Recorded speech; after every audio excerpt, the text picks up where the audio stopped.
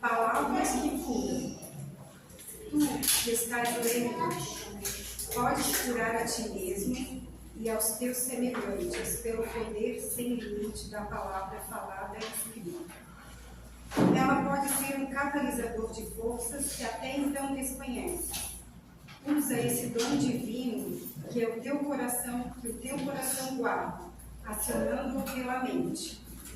Aprendemos com todos os mestres espirituais da humanidade que as palavras criam o nosso destino e, portanto, criam também a nossa saúde ou a nossa doença. A palavra, quando repetida com sentimento, cria um campo magnético poderoso, capaz de atrair a ideia expressada. Jesus esclareceu: ainda não compreendeis que tudo o que entra pela boca desce para o ventre e é lançado fora, mas o que sai da boca procede do coração e isso contamina o homem. Palavras são como sementes. Existem as positivas e as negativas. Nós escolhemos quais delas alimentar. Vamos analisar o nosso vocabulário. Carecemos observar o que está saindo da nossa boca, a fim de eliminar palavras e frases altamente doentias como: ainda morro disso, sofro de um terrível mal, meu organismo é fraco, minha saúde doente, minha saúde não vai bem, se melhorar estrago, estou piorando a cada dia. Todo o processo de cura se estabelece na mente, passa pela boca e se completa no coração. Evite também palavras maledicentes, palavras que abrem feridas, que machucam o próximo, pois tudo isso será um veneno para nós mesmos. Utilize frases que são verdadeiros remédios para a alma. Sinto-me cada vez melhor. Meu corpo é abençoado por Deus. Sou suficientemente forte para superar a enfermidade. A força divina me cura de todos os males. Meu organismo é muito forte. Eu sou luz, força e poder. É verdade que toda cura começa na mente, mas passa também pelo que sai da nossa boca. Por isso, fale somente o bem. Tenha boas palavras consigo mesmo, para com o próximo e para com os médicos, enfermeiros, familiares e amigos. Pois assim estará educando o seu corpo com sabedoria das suas palavras. Palavras são como sementes. Existem as positivas e as negativas. Nós escolhemos quais delas alimentar. É isso mesmo, né? E vai ser ter um período que, se a gente fomentar muito a doença, falar palavras negativas, a gente acaba absorvendo isso e afetando o nosso corpo. Por isso que é importante a gente falar palavras positivas, e por isso que a gente tem uma boca e dois ouvidos, para a gente falar coisas positivas e, quando necessário, falar menos, né? Coisas positivas, a gente escuta muito mais.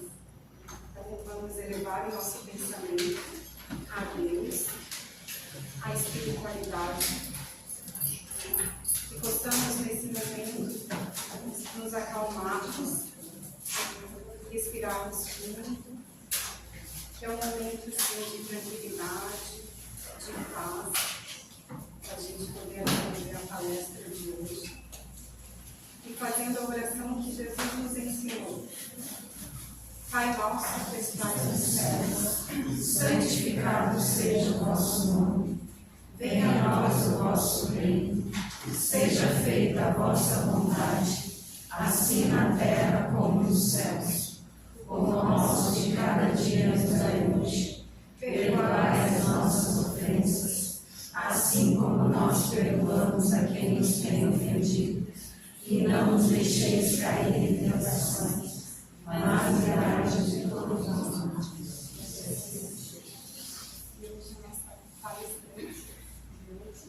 Seja bem-vindo.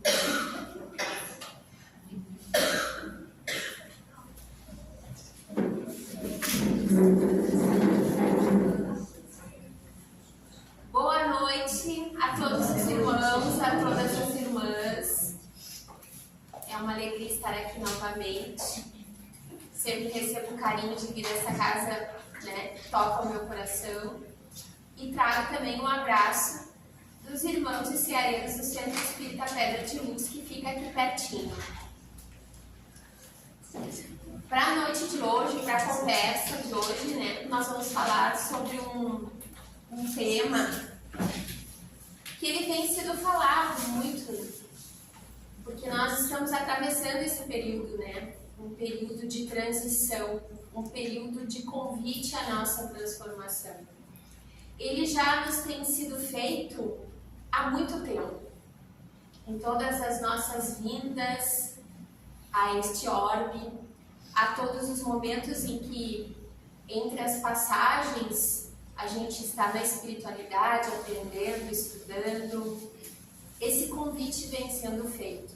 Um convite que Jesus nos fez há mais de 2000 anos.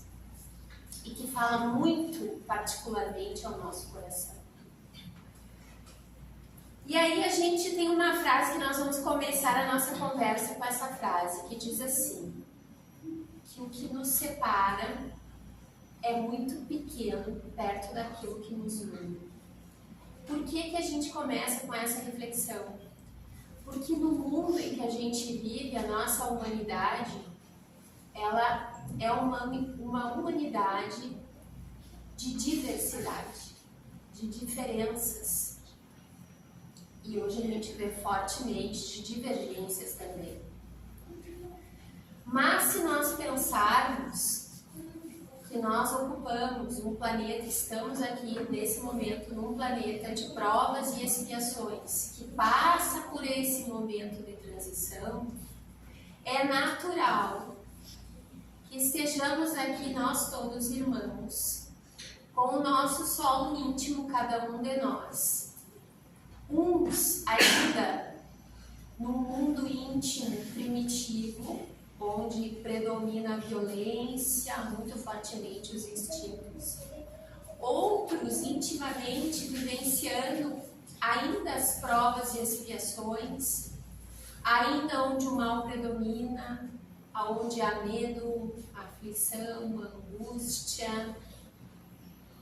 Outros irmãos que vivem o mundo íntimo já na regeneração, intimamente já lutam para domar as suas más inclinações, mesmo sabendo que ainda há muito trabalho a fazer. E outros irmãos que estão reencarnando, já estão entre nós e que vivem no mundo íntimo já feliz, evoluído e que vêm até nós como verdadeiros missionários, nos incentivando, nos encorajando a esse convite que é feito a nós há mais de 2000 anos. São intenções que nos visitam a alma muitas encarnações e que nós não temos aceitado e que estamos vivendo um momento então que a gente pode chamar de um momento muito importante, diria até crucial, para que a gente olhe com os olhos do coração e consiga perceber as intenções que Jesus tem para nós e esse grande amor do Mestre que Ele manifesta a todos os minutos aos nossos corações. Muito bem, mas aí quando a gente pensa assim, o planeta está passando por um momento, um período de transição e a gente imagina o nosso orbe, parece muito grande para nós. Mas como assim todo o planeta vai passar por isso? E aí a gente vem então para um núcleo um pouco menor, para uma sociedade. Qual é a nossa sociedade? Nós estamos aqui em Palhoça, uma cidade do sul do Brasil. Mas será que os costumes que nós temos, os nossos hábitos, a forma de compreender as coisas é a mesma de sociedades que vivem na África neste momento, na Austrália, no Butão, na Rússia, na China? Aí nós vamos fazendo essas nossas avaliações para perceber as diversidades, mas para perceber também aqueles pontos que nos unem.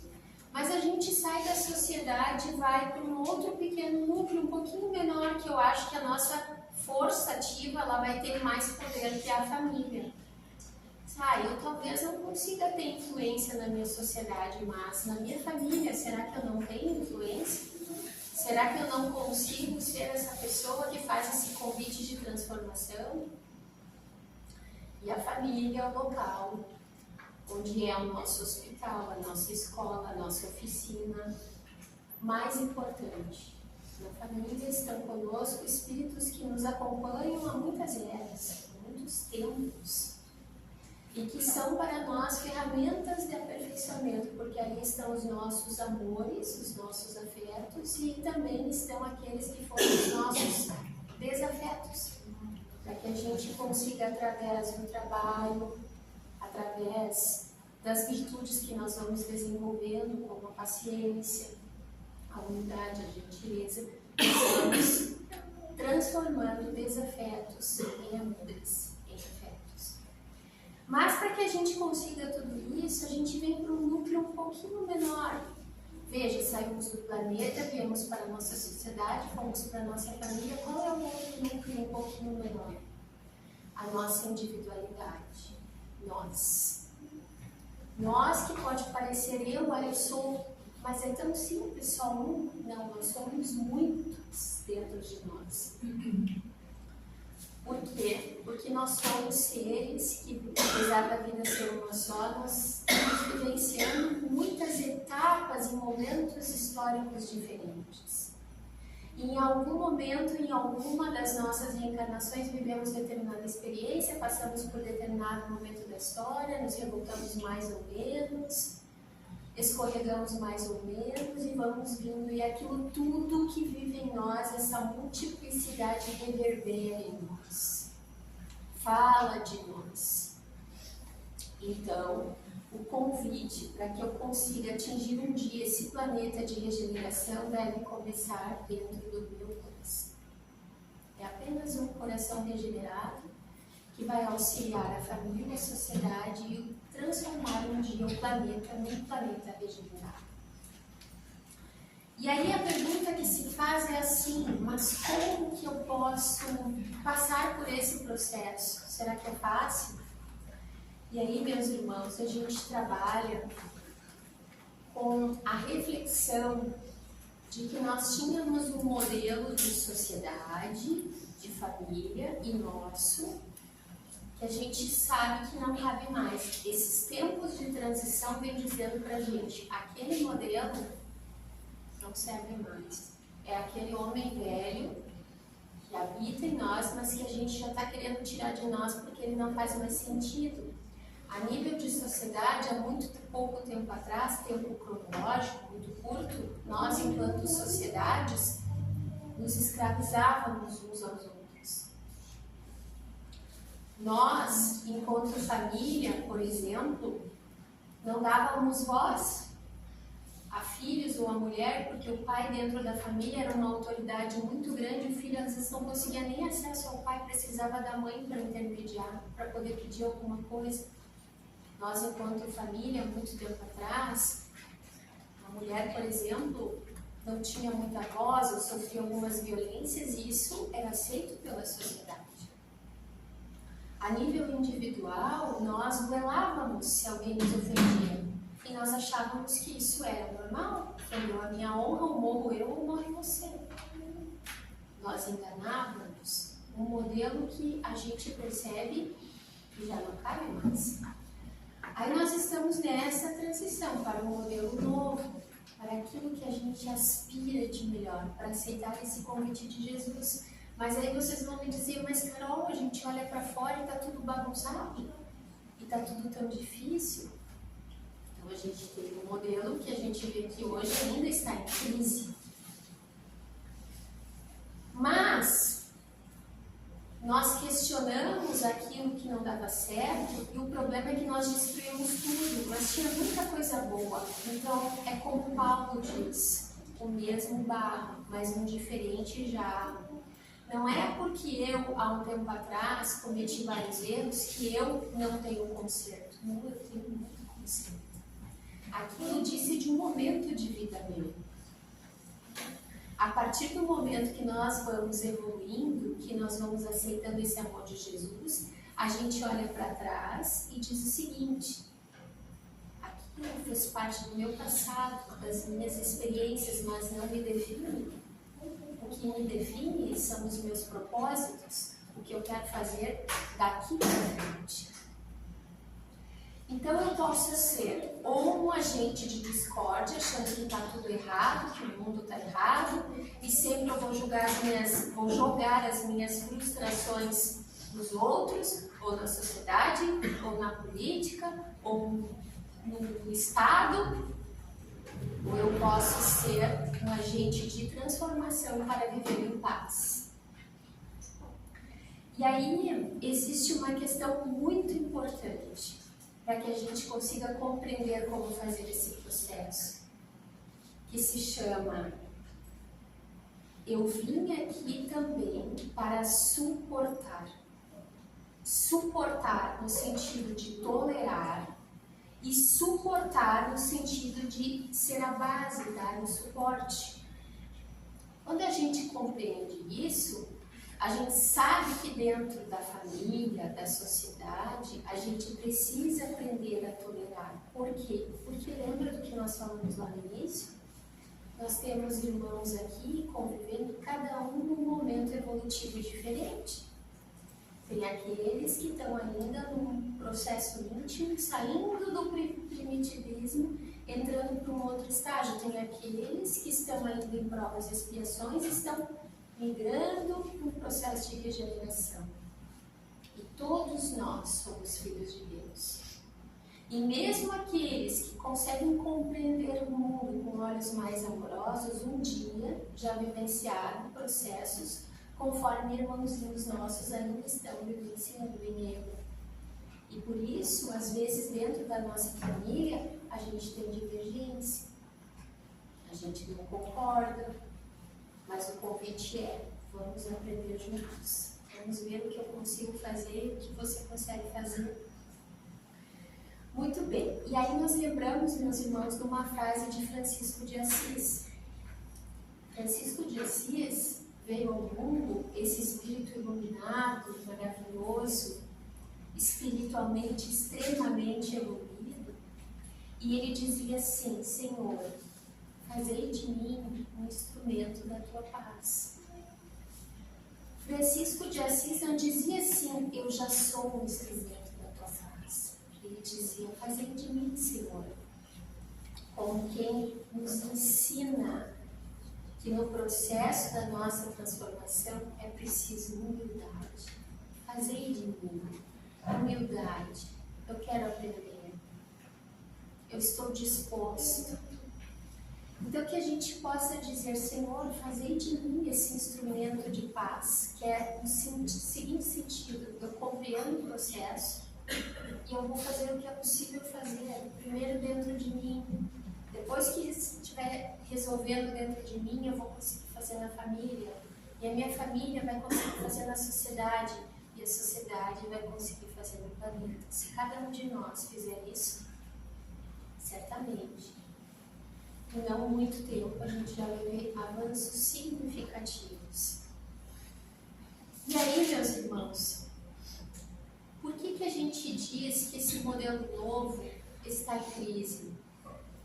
Por que a gente olha para fora e diz assim: puxa, é verdade, existe uma situação que nós não queremos mais, mas por que nós estamos perdendo o passo se a gente sabe que tem determinados sentimentos e virtudes que são verdadeiras ferramentas para que a gente consiga avançar? E eu diria que nós estamos perdendo o referencial. Com a nossa liberdade, com o nosso livre-arbítrio, muitas vezes nos falta a responsabilidade de assumir esse processo como protagonistas da nossa própria vida. Porque se a gente for ler o Evangelho segundo o Espiritismo, cada um pode ler e interpretar ele conforme a sua conveniência. Você vai ler o Evangelho e ele pode ser interpretado conforme a conveniência de cada um para justificar determinadas atitudes. E a gente viu isso acontecer durante muitos anos, quando em nome do Evangelho de Jesus os homens matavam, perseguiam, botavam na fogueira, torturavam.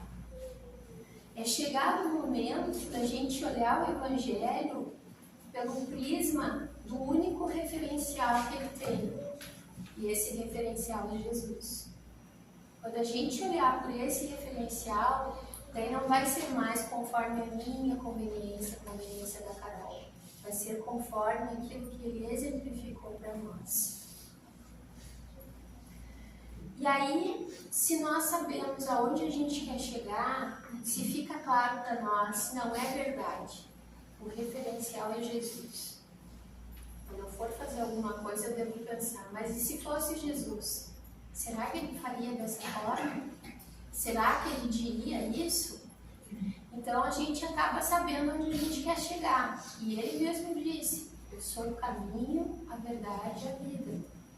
Então ele é o caminho certo. Não tem atalhos.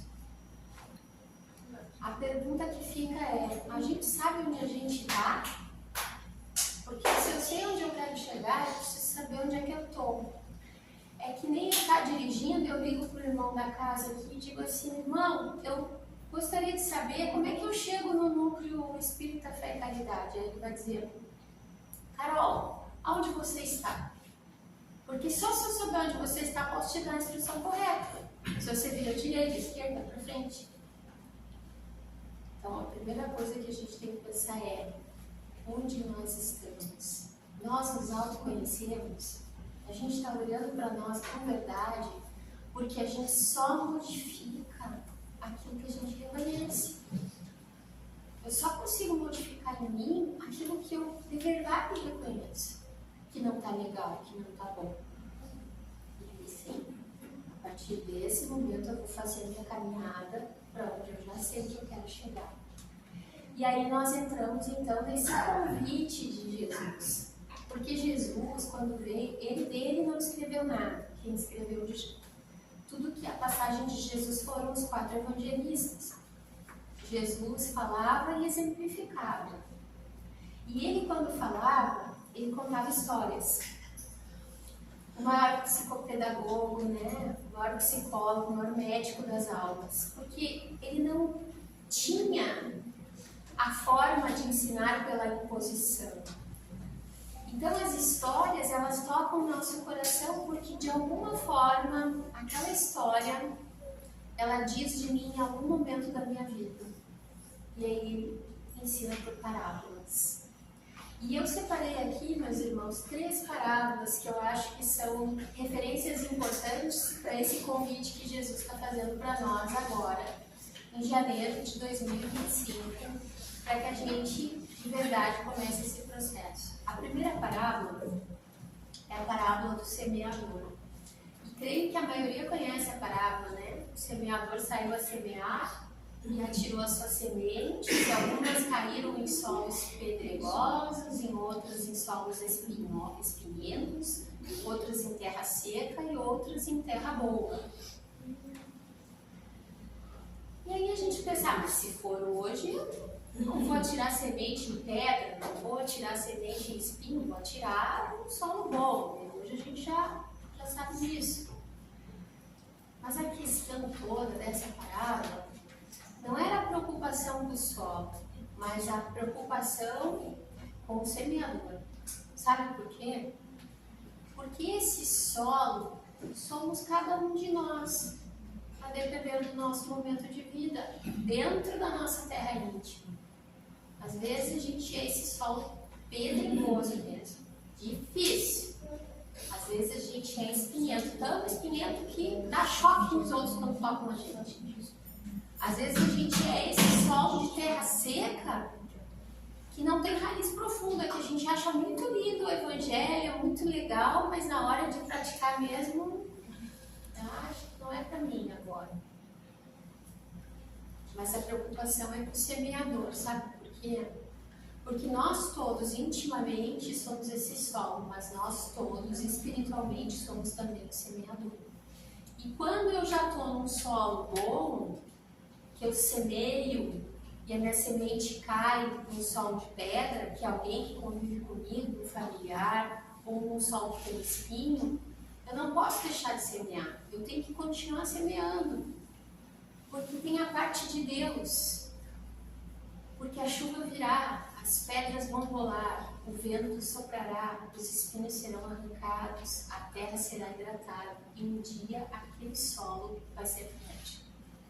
Um dia aquele irmão, que hoje é esse irmão que a gente ama, mas que é tão difícil, ele vai ser um solo fértil, e a nossa semente vai estar lá, e ela vai gerir. Isso pode acontecer daqui a 1 ano, daqui a 10 anos, daqui a 30 anos, na próxima encarnação, mas ela vai gerir. Então o convite de Jesus é: semeie. Ele não diz para nós, julgue, exija, veja se já deu frutos. Ele diz, seja um semeador. O convite. Vamos para o segundo convite, parábola dos talentos. Essa parábola também acredito que os irmãos já ouviram falar, já sabem que o senhor da vinha foi viajar, fazer uma viagem para terras muito distantes. Então ele deu os seus talentos para os seus servos guardarem e para que eles pudessem trabalhar com os talentos da melhor forma possível, conforme o potencial de cada um. Então, para um ele deu 5 talentos, para outro ele deu 2 talentos, para outro ele deu 1 talento. O talento, na época, era como se fosse uma moeda. E ele disse, vejam como vocês vão cuidar desses talentos, porque ao final, quando eu retornar da viagem, eu farei a prestação de contas. E o servo, aquele que tinha 5 talentos, ele trabalha aqueles talentos e dobra os talentos, com 10 talentos. Ele tinha 2 talentos, trabalha os talentos e dá com 4 talentos. E aquele que recebeu 1 talento, puxa, era só 1 talento, né? Ele ficou com medo de arriscar, era só 1, e se ele perdesse o talento? Aí ele cavou um buraco na terra, enterrou, escondeu e disse, quando ele voltar, eu vou, pelo menos tem um segundo. Volta o Senhor, aquele que tinha 5, disse, Senhor, eu dobrei os seus talentos, eu trabalhei os talentos e devolvo 10. Ele disse, servidor, bom e fiel. Aquele que tinha 2, a mesma coisa, eu devolvo 4. Servidor, bom e fiel. E aquele que tinha 1 talento, ele disse assim, Senhor, eu só tinha 1 talentinho, né? E eu fiquei com medo de perder, eu sei que o Senhor é rigoroso, então tá aqui, olha, eu devolvo o seu talento. Aí o que o Senhor diz? Servidor, preguiçoso e infiel. Os talentos são os recursos que nós recebemos de Deus. E a gente sempre acha que a grama do vizinho é mais verde. Ele consegue, mas tu viu quantos talentos ele tem? Nossa, tem muitos recursos, mas para ele é fácil. Mas eu não. Coitado de mim, eu não consigo fazer nada. A gente não se sente digno. E aí a gente fica com medo, e por medo a gente esconde o nosso talento. Quando Jesus convida, brilhe a vossa luz, vós sois deuses, podeis fazer o que eu faço e muito mais. A gente é filho de Deus. Nós somos dignos, amados. E não importa, como a gente falou lá, o nosso passado, os tropeços, nós estamos num processo de desenvolvimento. E Ele nos convida a multiplicar os nossos talentos. É o nosso convite para agora, 2025, cada um de nós. E não importa se a gente acha que é pequenininho, para Deus é grande. Vamos multiplicar os nossos talentos, vamos aceitar esse convite, não vamos esperar bater na nossa porta, a gente pode fazer proatividade, a gente sabe o que fazer. O segundo convite é esse. Vamos para o terceiro convite. Vou falar aqui então a última parábola que eu escolhi, que para mim é uma parábola que tem um significado muito lindo. Eu acho ela a parábola das parábolas. A parábola do filho pródigo. E também acho que a Maria conhece, né? O senhor que tinha 2 filhos. O filho mais novo disse para o pai: pai, vende, eu quero metade da fazenda, vende a minha parte na herança e me dá o dinheiro. O pai ainda era filho, se ele queria parte dele da fazenda.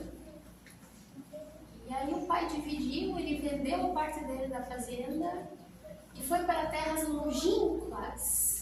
E lá gastou o seu dinheiro dissolutamente, com vícios, prazeres e tudo mais, como se não houvesse amanhã. E ele gastou tudo e naquela terra sobreveio uma grande fome. E ele não tinha nada. E ele queria um emprego e não tinha emprego para ele. Até que um dia alguém disse: tem emprego, pode cuidar dos porcos. Naquela época, cuidar dos porcos era considerado um trabalho menos digno. E tão caótica era a situação desse filho que ele se viu comendo as bolotas dos porcos. E ele se ajoelha no chão e diz: mas na fazenda do meu pai, os servos comem pão. E no fundo do poço, no auge da dor, prostrado no chão, ajoelhado, ele olha para o céu e diz assim: eu vou voltar. Vou pedir para o meu pai que me aceite não como filho, mas como servo. Eu pequei contra o céu e contra a terra, mas eu vou voltar. E esse filho levanta. E a gente lembra de Jesus dizendo para nós: levanta-te e anda. E ele fez isso, com dor, com medo, sem saber o que ia acontecer, sem saber como seria a reação do pai, mas ele faz um movimento. Ele vai. Ele vive esse processo. E lá na fazenda, aquelas terras lindas, aquela casa de fazenda, o pai na porta, quando ele vê lá longe, longe, ele olha e reconhece o filho voltando. Porque todo pai conhece o seu filho. E quando ele vê o filho, ele corre, ele abraça o filho, ele beija o filho. E o filho se ajoelha e diz: pai, pequei contra ti e contra os céus. Não sou digno de ser considerado teu filho. Ele nem deixa de terminar, porque ele ia dizer: me aceita como servo. Ele diz: tragam as vestes, a sandália e o anel. Meu filho entra nessa casa como filho. Essa parábola, meus irmãos, é o nosso processo de todos nós que somos os filhos pródigos. Todos nós que temos nos equivocado, que não temos aceitado essas intenções que nos visitam a alma muitas encarnações. Mas esse Pai, que é Deus, que é nosso Pai, Ele está conosco. Mesmo naquele momento que o filho estava ali ajoelhado, com os porcos espiritualmente, o Pai estava com ele. Quando ele faz o movimento de se levantar e aponta, o Pai corre para ele. E assim é Deus para nós. A dizer: faça esse processo, levanta, anda, segue, assume o protagonismo da tua vida. Esse é o terceiro convite da noite de hoje. E aí, meus irmãos, já indo para o final, existe uma fala do psicólogo e palestrante espírita Rossandro Kling, que ele fala sobre uma teoria que se chama a teoria do imprint, que eu acho que é atribuída a um outro psicólogo, psiquiatra, que agora eu não me recordo o nome. Mas é mais ou menos assim. Então, se você nasce e vive entre macacos, pode ser que você adquira hábitos desses macacos. Mas se você nasce com tendências ruins, mas não tem campo de desenvolvimento, não tem estímulo e começa a aprender o bem, aquele homem velho que vivia em nós já não vai fazendo mais sentido. o bem vai trabalhando dentro de nós. Toda aquela semente que é jogada no solo vai se transformando, as pedras vão rolando, os espinhos são arrancados, e dentro de nós é como se instalasse um software novo. É como se a gente já não conseguisse mais fazer aquilo que a gente fazia.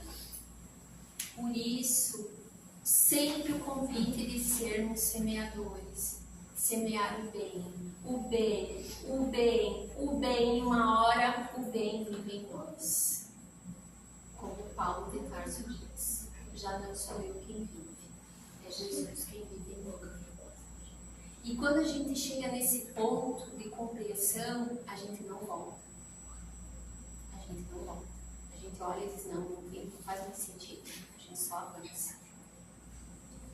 Essa é a teoria do imprint, quer dizer, o bem fica enraizado. Mas a gente tem que querer acionar a nossa vontade, levantar, andar e fazer. E aí nós terminamos a fala da noite de hoje, meus irmãos, com duas frases. Uma de Paulo de Tarso, que ele diz assim: fiz-me fraco para os fracos e forte para os fortes, para em tempo salvar alguns. Isso quer dizer o quê? A depender do ambiente que a gente está, nós vamos falar a linguagem daquele ambiente. Se o irmão é mais difícil, porque a gente identifica que o solo dele ainda está com pedra, nós vamos trabalhar com ele, sabendo da situação daquele irmão. Não com arrogância, não com imposição, com humildade, com amor, com paciência. É saber transitar por todos os territórios da vida. Essa é a força que nós temos. Se fazer fraco, às vezes, no sentido de ser humilde, é que faz com que se revele a nossa verdadeira força. Olha o que Paulo diz: fiz-me fraco para os fracos e forte para os fortes, para em tempo salvar alguns. Por quê? Porque Paulo sabia que a gente tinha que semear.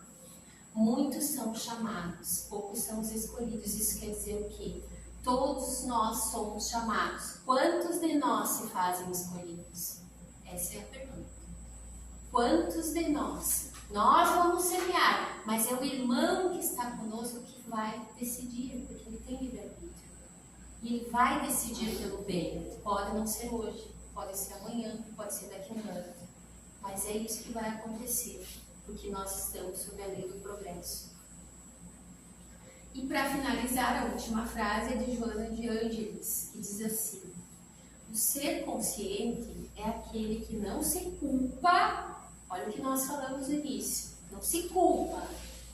Ah, mas eu fiz aquilo e agora não sou merecedor. É merecedor, é filho de Deus, é digno. Errar faz parte do processo. Todos nós somos merecedores. O ser consciente é aquele que não se culpa, nem se desculpa. Ah, mas agora não, deixa para a próxima encarnação, porque agora está meio difícil, prefiro ficar aqui no sofá. Não, o convite é para hoje. Não se desculpa nem se justifica. Não vou fazer porque tu não sabe como é que é minha mãe, tu não sabe como é que é meu pai, tu não sabe como é que é meu filho, é tanto. Não se justifica. O processo é entre nós e Deus. Não dá para justificar em cima dos outros. Então a frase completa é essa: o ser consciente é aquele que não se culpa, nem se desculpa, nem se justifica, tão somente se transforma. E esse ponto, tão somente você transforma. Meus irmãos, que a gente possa aceitar o convite de Jesus para vivermos em paz, para sermos a paz que o mundo precisa. Muito obrigada.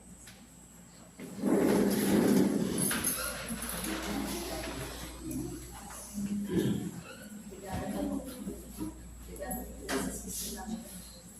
Com certeza, né, todos nós somos os filhos pródigos.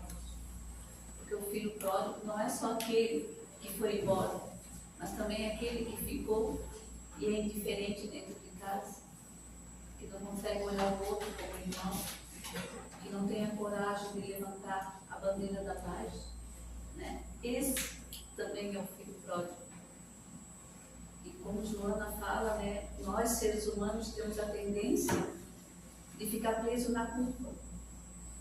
Isso também é uma desculpa que a gente usa. Eu não mereço, eu não posso. Todos nós podemos. A gente precisa realmente sair da zona de conforto, que hoje nada mais se justifica. Não tem mais desculpa que não fique aberto. Então não adianta a gente querer se iludir. Eu não posso, eu sou imperfeito. Todos nós somos imperfeitos. E Deus não escolheu os perfeitos. Deus realmente escolheu os doentes para que possa ser tratado. E cada vez que a gente vem em uma casa, uma sinagoga, uma igreja, porque a gente quer melhorar. A gente vem buscar o alimento que a gente ainda não tem, ou talvez tenha e a gente não percebeu. Então vamos levar o nosso pensamento a Deus, a Jesus, a nossa Mãe Maria Santíssima, que ela possa nos auxiliar diante dos nossos conflitos, da nossa imaturidade, que ela possa derramar sobre todos os seus filhos, encarnados e desencarnados, o bálsamo da sabedoria, da paz, que ela possa nos educar, que essa prece possa ir de encontro a todos os irmãos necessitados, a todos aqueles que têm o seu nome no caderno de prece, a todos aqueles que estão em tratamento nessa casa, por toda a humanidade, Senhor. Pai nosso que estás nos céus, santificado seja o vosso nome. Venha a nós o vosso reino. Seja feita a vossa vontade, assim na terra como nos céus. O pão nosso de cada dia nos dai hoje. Perdoa, Senhor, as nossas ofensas, assim como nós perdoamos a quem nos tem ofendido. E não nos deixeis cair em tentações, mas livrai-nos de todo mal, e assim seja.